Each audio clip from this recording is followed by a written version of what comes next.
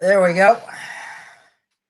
So, hey everyone, this is Sean from 8-Bit Shinobi. I'm coming to you on the Pork Chop Express, talking to anyone who's listening there.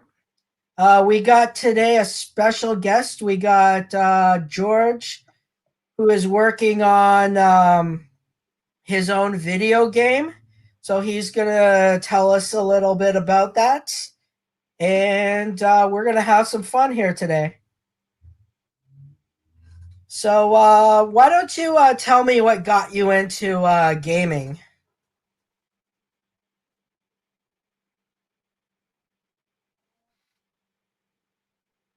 Hello, can you hear me okay?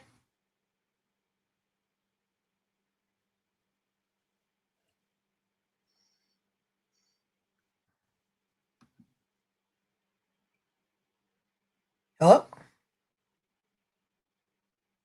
Hey, I think you're frozen again.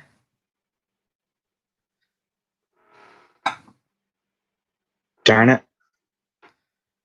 Yeah. Still frozen? Yeah, a little bit. Hmm. I can hear you a Is it bit just the video or better. the... It's a little bit of Okay. both. Huh. That is not good. It If I happens. refreshed, would it mess things up? Don't worry about it. We'll just take it as it comes. We don't All have right. we don't really have anyone watching right now, so just do a quick refresh. And I'll entertain the masses. All right. All right. So sorry about that, guys. We're having a little bit of technical difficulties. So hopefully, hopefully we can get our guest back soon.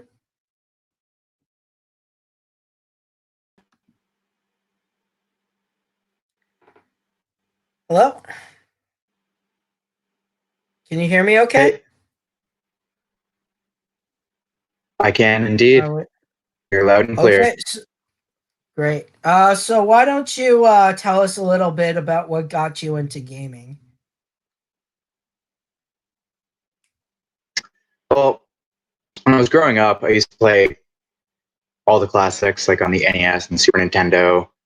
Um, my favorite was Super Metroid, and my earliest memory of that was beating it for like the millionth time. I was in the credits, and I remember saying to myself, when I grow up, I want to make video games. And everything I've done from then is just been to make that happen. All right. Just Cool. always been like designing characters, writing stories. So yeah. Mhm. So when you were younger, have you ever been to any arcades? Yeah. Yeah, there's an arcade in Metrotown in Vancouver. It's not my not my ideal. Most of the games I like to play didn't show up there. So like Uh, it's like always like on rail shooters, fighting games, and like rhythm games, which not really my thing. I'm more like I don't know, like contemporary console games. It's more my jam. mhm. Yeah, everyone has their own vibe. Some people it's everything, some people it's Mm-hmm. consoles. I say whatever works for you, do it, right? For sure. So why don't you have you gone to school to make video games, or do you just pick it up yourself? Yeah, I went to school in 2012. I went to the Art Institute of Vancouver for their 3D modeling program, Hmm. and that had a little bit of everything, but it was mostly art focused. So like we had one class that lasted 3 months where we did like very a tiny little bit of programming, but most of the programming I had to learn myself. Um, so yeah, mostly just got me to learn more the art stuff, like making the textures, like the designs, modeling. Right now, I'm not doing much in 3D because my current game is 2D sprite based. So I'm not really using anything I learned in school right this minute, but eventually, because it's like 3D makes your scope explode in size, and being a single solo dev, it's not really worth it to do the 3D right now. Yeah, plus there's a large popularity for like everything retro. Like I saw this one arcade down in the States where they actually built their own retro system, and it was like it's something new, and it's like they're selling it for like 15,000, and I'm like, there is a market for that. So why don't Hmm, you tell me a little bit about your that's really current cool. project that you're working on? Yeah, so my current game is it's called Ralph's Adventure Aztec Mystery, and it drew heavy inspiration from some of the games that I grew up with, like the original Legend of Zelda and Star Tropics 1 and 2, all on the NES. And I first came up with, I wanted to kind of mesh those games together. And that's where like the idea started there. And I just kind of branched out and came up with different ideas. And ultimately, it became just like a dungeon exploring top down platformer. Oh, And nice. the Aztec theme, the Aztec theme came just from pure coincidence. I used to work with this guy. His name was Pablo, and I just offhandedly mentioned the bird, the quetzal, and I pronounced it Mhm. wrong. I called it the quetzal, and he was like, "The what?" And I'm like, "The quetzal. It's this bird." And I showed him. He's like, "No, no, no. It's pronounced quetzal." And he ended up teaching me how to pronounce a lot of different words in Nahuatl, the ancient Aztec language, and I just like started piecing things together. It was like, okay, so in like some fantasy games, like Final Fantasy, for instance, you have summon spirits like the Quetzalcoatl, and I was like, okay, so like that comes from there. What other things can I do? So I did a lot of research and decided, why don't I give it like an Aztec theme? Because everyone does like the Greeks, everyone does like, like Japanese mythology, and like you Mhm. see like Irish mythology, but you don't often see in popular culture much like ancient Aztec representation. Like you'll Yeah. offhandedly sometimes see like uh, one of the temples, but like it's like, oh, look at this mystical Aztec culture. It's like, oh, and like just like putting them as more myth than that they really existed. And so I decided that I'd just make it all about the Aztecs, like exploring the temple, and I had to come up with, why are you doing that? And so the story is that you're a high school student on your summer vacation, and your mother is an archaeologist, and you go with her on an exploration, and you enter this temple, and she falls into a hole, and you have to rescue her. So you go through the temple, fighting off like just some generic creepy crawlies like spiders and slimes and such, but then also like big Aztec gods. And it's like, if I'm gonna have the bosses be gods, but I'm also doing this like 8-bit style, I can't really, because I want the bosses, the gods, to be like big, like they're godly, right? And so Mhm. it gives a big contrast in the 8-bit style of like the small characters with the big menacing bosses. And that was a really really big theme that I wanted to go with, just like the hulking beastly bosses, just to like offset the normal small scale fight. Oh, it looks like we lost our Yeah. guest. Hopefully we can get that. Oh, you're back. You kind of disappeared for a bit. Oh my. Yeah. Are you having internet issues or something? And it just Okay. it everything looks fine on my end. Like I can see you, I can hear you. I've got the stream going on in the background on like 144p, and that's coming through smoothly. Hmm. Never broadcasted though. Yeah, it's hmm.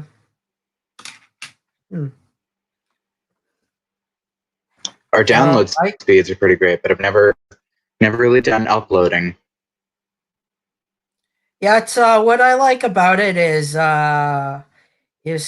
sometimes if you're lucky you'll get like a number of people that are in the chat. Like it shows you up there the eyeball. Hmm.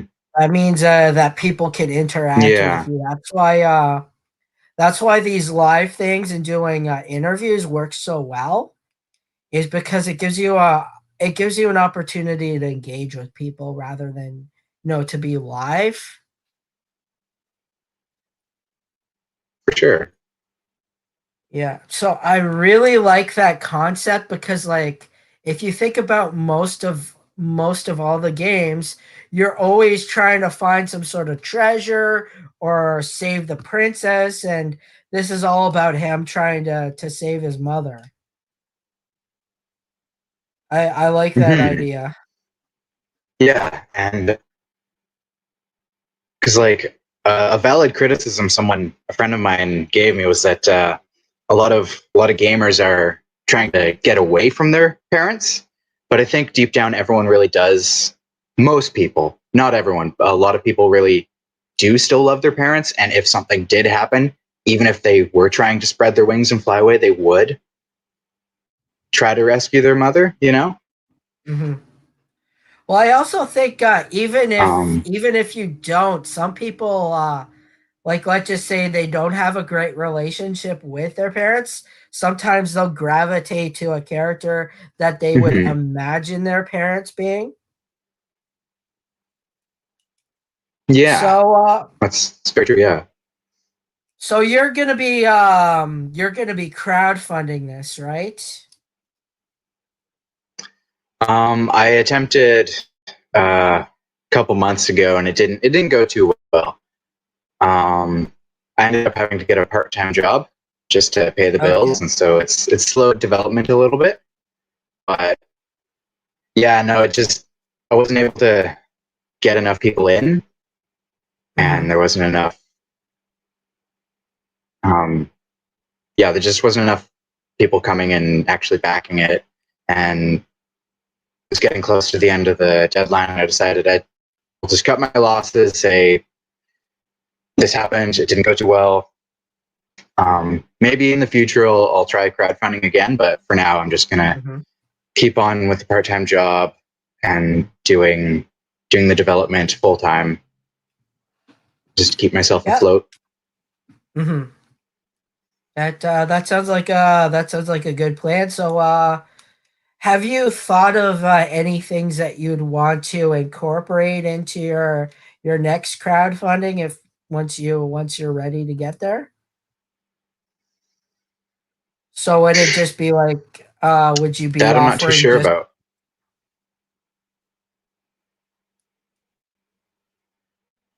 Um, so for the one that I tried, I Mhm. had some cool things like you get the wallpapers.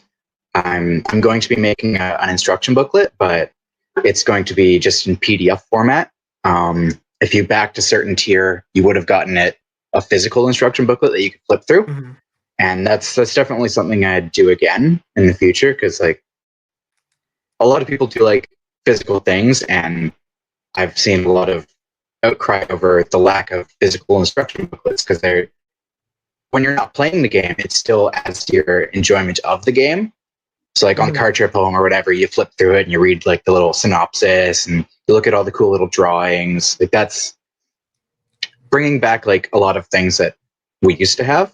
It'd be really cool. Um, and if I have like the platform, like enough people that would be interested, like figures, like little models and characters or whatever, posters, just like nice physical perks that people can get.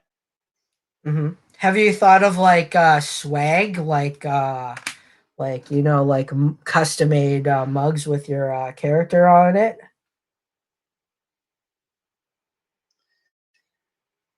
I haven't thought too much about that, mostly on account of the fact that I'm pretty unknown right now. Like, I don't see a lot of people being like, "Oh yeah, look at that Ralph! Like, he's the greatest character ever."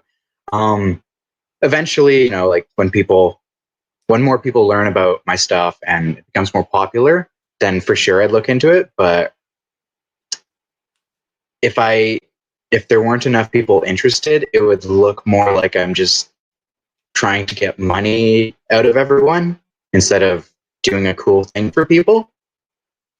So I'd Okay. rather wait until there's more interest just to make it more Mhm. right feeling. Have you thought of these guys?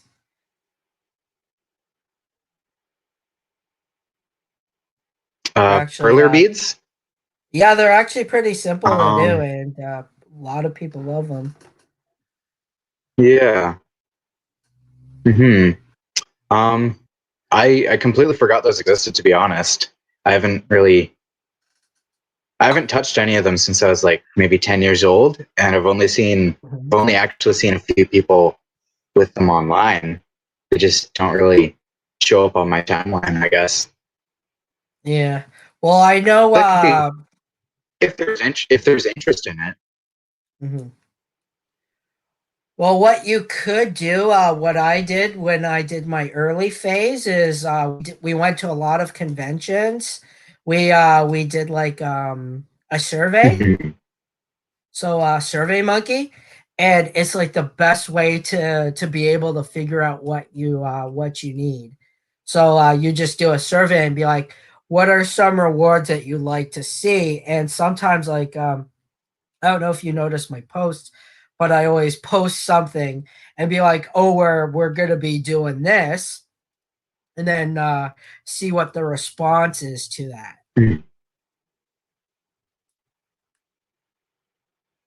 For So sure. when you started your Another campaign, did you like do like a pre-launch? I did do a pre-launch. I think it was a few weeks that I had it up and tried to get people interested in.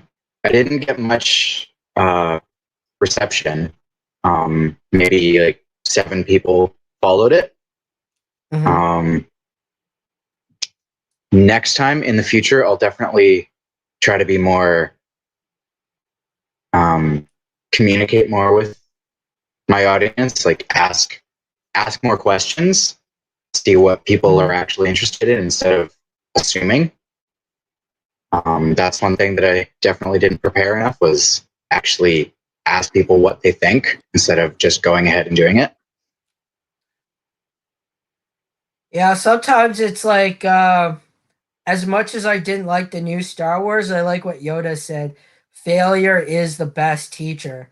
So I remember when I first started card games. I was pretty good, but then I went to the Ottawa U tournaments where you had the big guys who actually You went still to there? regionals and stuff. Yeah, I'm still here. Uh, are you having trouble hearing me? Can you hear me? Okay. Oh, sorry about this, guys. This doesn't happen very often. Hello. Pardon me. I can hear you. Can you hear I can me? hear you again. I can. Okay. Yes. So okay, good. I didn't catch your last question. So I was just talking about how we learn from our failures. So even if you didn't hit your targets, you kind of learned something. And I remember back in the day when I did cart Yu-Gi-Oh tournaments, I went to the guys in Ottawa U, and they were the top of the tier. I would get my ass kicked every weekend, and I'd keep going back. And then one day I actually started winning. So it's all about persistence. Like just like if you get knocked off, keep going at it. People I think people notice that. They're like, "Oh, he didn't do it, but he's back at it again." For sure. So, Yeah. So yeah. yeah, I'm keeping on. Now I'm disappearing. Oh no, Can you hear me okay? Huh. I can. Yes. Yeah. Okay, great.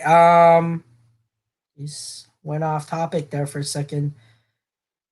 So have you ever been to That's a okay. convention as an exhibitor or something? No, I've only been to a convention once, and that was several years ago, just a guest. Um, I really only started this like the actual development journey just a year ago, and Mm-hmm. then COVID hit, and my partner works in healthcare, so it's not really appropriate for me to go to high risk areas. So, like even if there were a convention nearby, there'd be too many Yeah. people that have too high of a chance of getting COVID for it to be. Because then if I get it and I don't know, I bring it home, and my partner gets it and they don't know, and then they go to work, and then all the people they're helping could potentially get it and die. And so it's a little bit of a dangerous place for that, just with Yeah. the current climate of things. Oh, I just meant Um, pre-COVID. oh, pre-COVID, yeah, no, I've never gone out and done something like that. It's probably should have, Yeah, um, I'd highly especially like recommend hindsight like is just doing 2020. like yeah. I'd highly recommend once things start getting back to normal to do that because when we went to conventions, we basically made our money. So we would just put it into getting new equipment or putting it towards the next Mm-hmm. convention. And then we ended up making enough for Ottawa Comic Con, which is canceled. Mm-hmm. um, some other things I'd recommend is going on more shows like these. So just reaching out to people, just saying, Yes. "This is what I'm doing." People like to know the man behind the project, or woman, Mm-hmm. or whatever you are. Absolutely. It's 2020, so whatever you want to be, Yeah. they want to know what's behind that. Yeah, so just do that. I'd also recommend reaching out to I don't know if you have some sort of like business helper thing. I'm trying to there's like an agency that helps you develop your business and it's through the government. So it's completely free. So Hmm. they will walk you through things and they can help you. So I'd recommend doing that. And if you could Okay. talk to like a local TV or radio station that interviews people. I don't know if you remember Yeah. we did an interview on television and it got us like four 500 views or something like that. Mm-hmm. So With I me, would like this is just like a yeah, personal problem. Oh, yeah. Hello? I always feel that I really need to get something out there. Hi, Mhm. Yeah. Mike. Like I need to So get something yeah, out there, yeah. and right now, I'm kind of waiting on getting my Steam page set up, Yeah. and so at the beginning of November, that'll be able to be set up.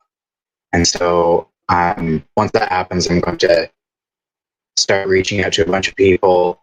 I've got a list set up. just want to like go through all that and be like, this is my Steam page. You can check it out here, and then send out my press kit and contact a bunch of people. But it just doesn't feel like it would work out too well before I get my Steam page set up, because like you can't wish list a game before it's, the Steam page is there, right? And if you say, oh, go here eventually, people will forget. So at least right now, I'm just biding my time until I can get the Steam page up. And then I'm going to start going hard on media.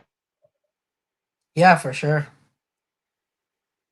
So, do you have like samples, like what do they call it, like teaser samples that you have, like kind of like a little trailer, Like I like do kind have of I think I have 2 trailers on my YouTube, and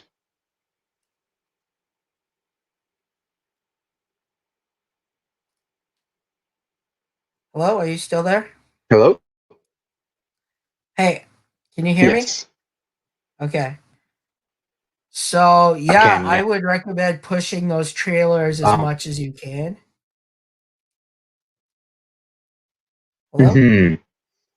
The Yeah. thing is, I've over the months, I've noticed I've gotten a lot more traction with showing animated GIFs. People Okay. seem far more. People engage more, and people watch the GIF more than they watch videos. At least my videos. Like I get fewer views, fewer passive views, fewer clicks on when I post videos than when I post GIFs, and Okay. all of like 70 to 80% of my um, of the traffic comes from GIFs. So I don't Yeah, do videos definitely. as often, Mhm. but Yeah, definitely focus on that, but I'd also recommend doing the videos as well, because I noticed a lot of my traffic's on Twitter, so I focus my time on Twitter, but I still try to maintain my Facebook and YouTube. Have you ever mhm. seen any of those plugs? Like, it says small streamer, comment here and we'll share. Have you ever seen those on Twitter? I've seen stuff like that. Yeah, like That's like the best way to um, push a if the video. trap. Um, Using a lot of Mhm. tags and tagging people in it. Yeah. So I don't know if you're aware of that, but that's some of my tricks that I've stumbled upon with Twitter, is using as many hashtags and then comment under that, tagging as many people as you can, and then it'll pop up in their feed and they're like, oh, this is a cool video. I'll share and like it. Or even with your gifts Okay. too, you could do that to push your gifts. Just put all those hashtags in and just Mhm. tag as many people as you can. And hopefully the next time I could see that working. you're ready to get your project out there, it's good to go, right? Mhm. So is there any advice that you'd want to give to anyone who wants to start up their own little game?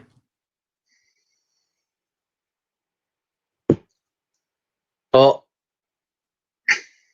there's so many different places you can start. I started from art.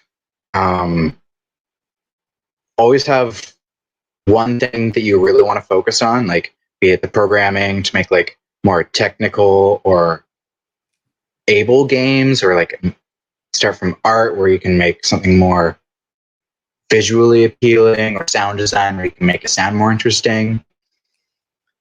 As long as you have, like, you don't need to be like amazing at any of them, but as long as you have one that you really want to get right, just focus on that and everything else can follow. Like if you can't make any art at all, like you just like stick figures and they look terrible for stick figures, let's say, you can. There are a lot of free assets, like asset stores. You can buy art. You can get free art. Don't steal art, but like free packs of like on asset stores. Same with coding. Like you can buy code that you can plug into your game, buy sound effects. So you don't need to be really big. You just need to look and find the things that help supplement what you already do, and just like find as many tutorials on areas that you struggle with as you can. Definitely talk to people. You'll be surprised how many bigger people would be happy to give you any advice they have. Like, someone who has like 1,000 followers, 10,000 followers, 1,000,000 followers, as long as they can see your message, they would probably still be more than happy to give you a few pointers on how to get started. Because at the end of the day, we all like making things, and we all like seeing the things that other people make. And being able to help someone new get started, they could be the new big name in 10 years. Like, you could help the next huge content creator, and you don't know. So we all we do what we can to help. And what I've So yeah, go ahead. Finish up. Are you finished there? I think it was just going in circles, or starting to go in circles. Yeah, I think that. Yeah. Okay, so I've been noticing a lot that the way things are going is comics are trying to deviate from their fan base. So a lot of people are being turned off, or like video games too. Like, I remember there was like a huge backlash with the PlayStation game The Last of Us.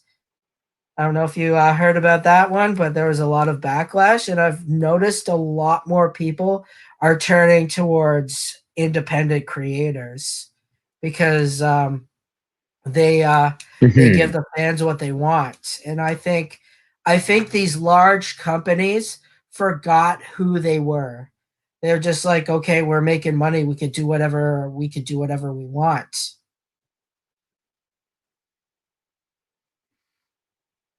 For sure. Like, there's definitely been a shift over the years in not the quality per se, but like the direction that a lot of companies go in. And like games like Uncharted and The Last of Us, they're not my particular forte. Like, it's not something I'm interested in.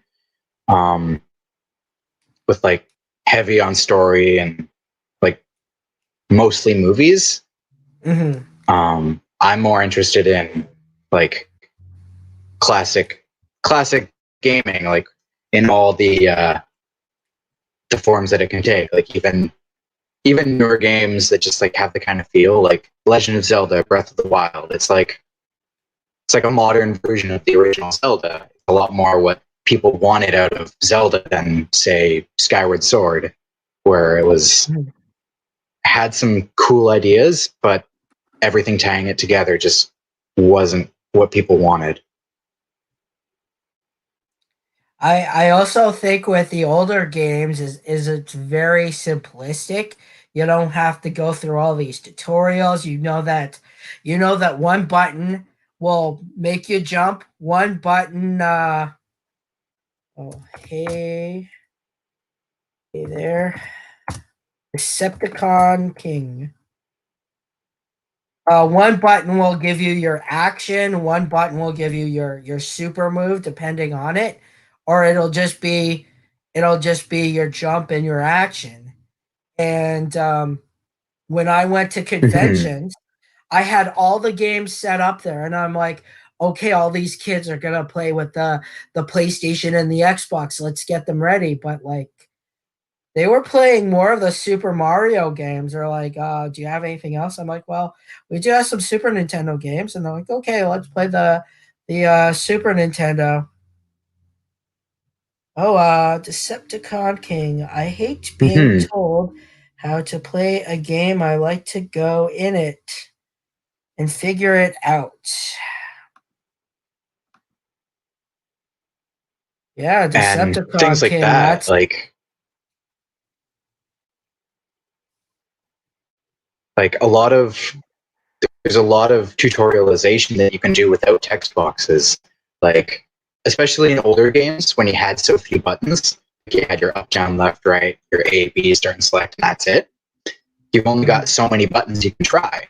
And so like in the original Super Mario Brothers, like you try moving left and right, you can. You walk into the Goomba, you die. So you figure out, okay, I've got to do something different. So you press a button, and one makes you move fast, the other makes you jump. And it's like that in itself is a tutorial. It teaches you how to do the thing, but it's more implicit. It's not a big text box doesn't show up and say, oh, to get over this, you got to press the jump button. And that's something that I like.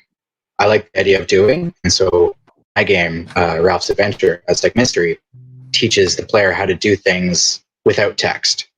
It's like all the things that you'll need to do in a game should be taught in a way that you don't have to sit there and read a book. Yeah.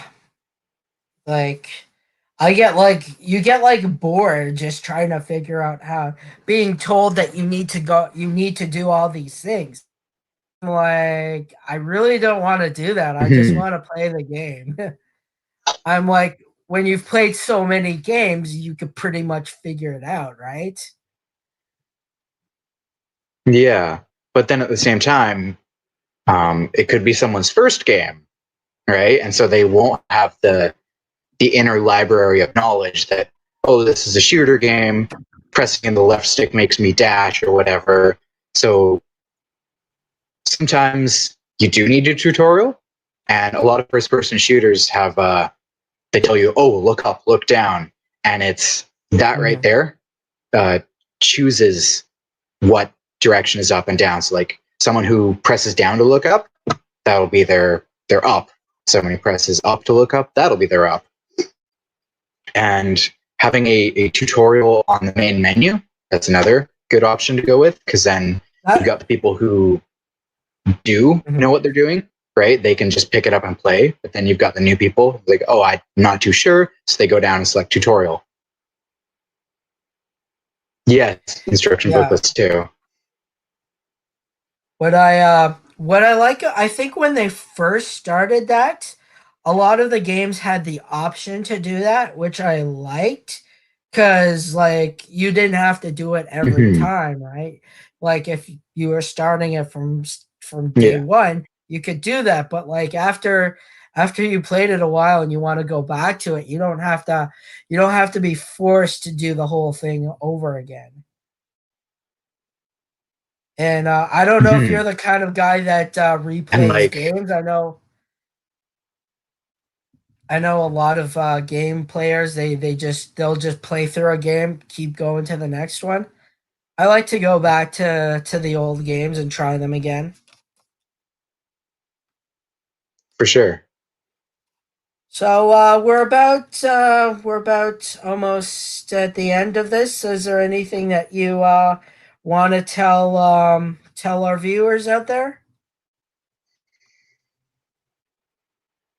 Um, well, I've got a release date for my game set up. Sweet. Yeah, Ralph's Adventure Aztec Mystery. It will release on Steam and itch.io on January 6th, 2021. It's like set in stone. It's going to be done the beginning of the new year on January 6th. That's Eastern time, so like East Canada, East US.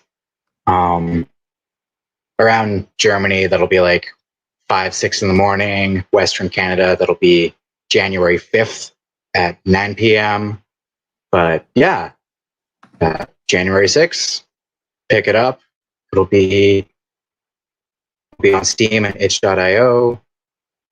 And it should be a fun time if you like action adventure games, platformers, and retro games. All right, everyone, make sure to check that out, and we will make sure to push that. We want this thing to get out there. We need to have more games like this. There's not enough. So thank you for coming on the show. Hopefully the next time we do this, we don't run into as many problems. Yes. I'll invest in an Ethernet cable. I don't have one right now. Yeah. Well, have yourself a great I, evening or morning. We're almost 4 o'clock here, it's so about 12:40. Yeah. okay. Well, Yeah, I'm just have yourself a afternoon. great. Um, yeah. Well, have yourself a great afternoon. Thanks for coming Thank you very on. much for having me on. Take care. Yeah, thank you very much. Have yourself a good evening. You too. Bye. Bye.